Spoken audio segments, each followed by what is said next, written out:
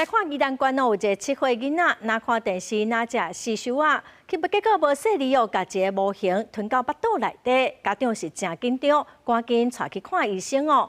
医生是讲，若囡仔袂痛，无啥物症状哦，得当先观察。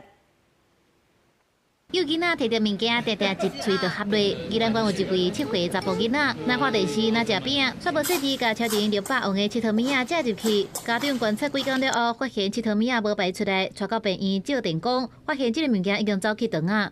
这个吊坠现在的确还在身体里面，不过已经顺利的到达肠子的部分了，而且小朋友目前没有任何的症状。那大小的话看起来也是没有很大，看起来应该是可以顺利 排出的一个大小。医生表示，若准囡仔甲一寡物件食落，无倒位咧疼，会当先观察。若是倒位会疼，也是肠仔塌掉咧，就要马上看医生。这个个案的囡仔无其他的问题，经过评估，佚佗物仔大小当对放晒排出来，所以决定先观察。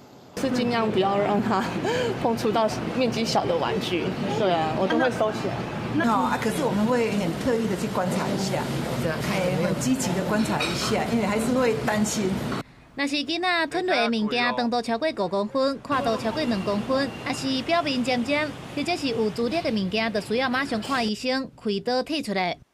但是我都一直在呼吁这些家长，你在玩玩具的时候，跟你在吃东西的时候是要分开的。有幼稚园园长建议，家长应该让囡仔专心，一个做一件代志就好。亲像若是囡仔咧耍佚佗物仔。 伊胸腹肚枵，就叫伊爱先甲佚佗物仔收好势，洗手才来食物件，莫哪食哪耍，安尼会当避免甲袂当食物件食落的情形，才袂造成健康的危害。公司新闻采访报道。